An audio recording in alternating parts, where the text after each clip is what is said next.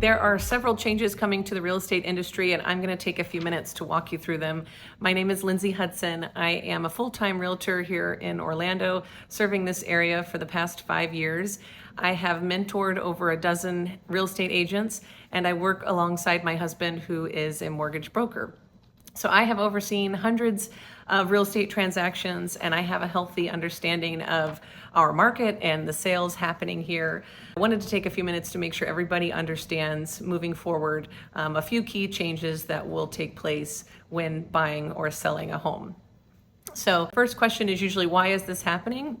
And it dates back a couple years to several lawsuits that were brought against the National Association of Realtors, NAR, which is our governing body for most real estate agents across the United States.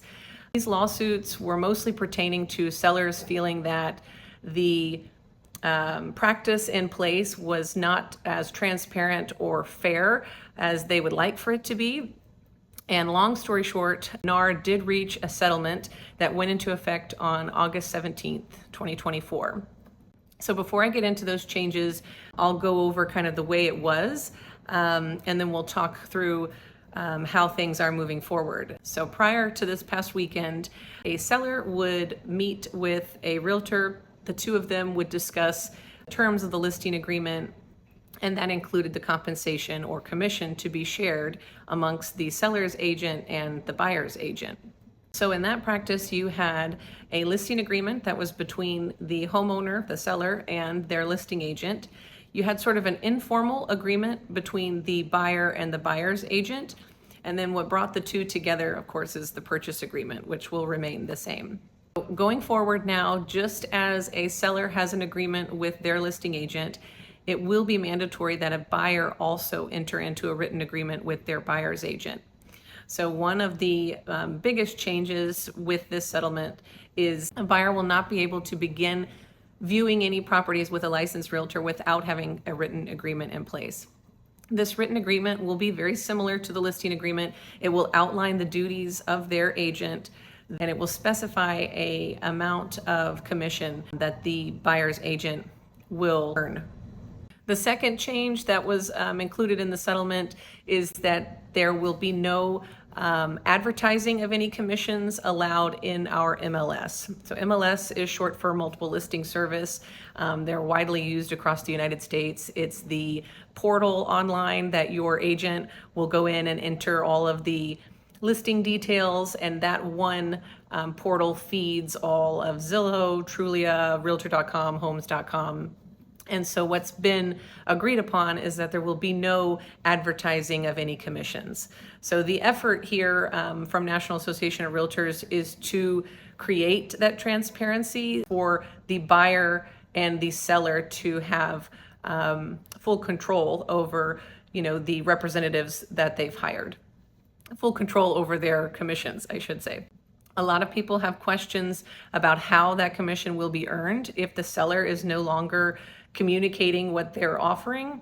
And the simplest answer is that the buyer's agent commission will now become a part of the negotiation.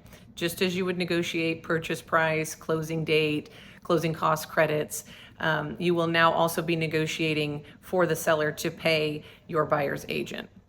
So those are the two main changes, and I'm going to go over a few of the frequently asked questions that I get most often. Keep in mind that real estate is unique in that the transactions are all about the negotiations. So if you've worked with me in the past, you probably have heard me say that real estate is sort of a wild, wild west industry. I'll use that often when we're trying to decide how competitive to get with our offer, or maybe there's multiple bids, and the buyers will ask me, well, what can we do? Can we do this? Can we do that? Yes, as long as it is a reasonable request and of course legal, everything is up for negotiation. So, all right, let me jump into the frequently asked questions. The one I've been hearing is, if we have worked together in the past, can I still work with you? And of course the answer is yes. I am still providing the same service as I always have, and I'll be happy to walk you through these changes one-on-one or over the phone if you have any questions. The second question, which I just touched on with my Wild West comment, are commissions fixed or set? If you had to sum up, why these changes are coming about, that would probably be the the best, nutshell version is that commissions have never been fixed. They've always been up for negotiation. So there's always like a market standard, and then there's whatever mutually agreed upon number you can come up to.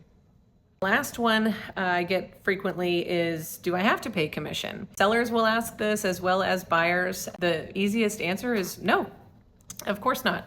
Just as many other industries, we are a service industry and you're paying to be represented in that service.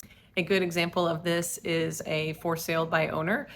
So in our industry, of course, you don't have to list with an agent, but if you don't want to market the home on your own and take the photos and stage and answer all the phone calls and host the showings and the open houses and work through the paperwork, then of course you would want to go the route of paying for professional representation. Last thing I'll leave you with is just a reminder that I am here to support you in your buying or selling and all of your real estate goals. So if you have any questions about any of this, please feel free to call or text me and I'll be happy to talk through it more.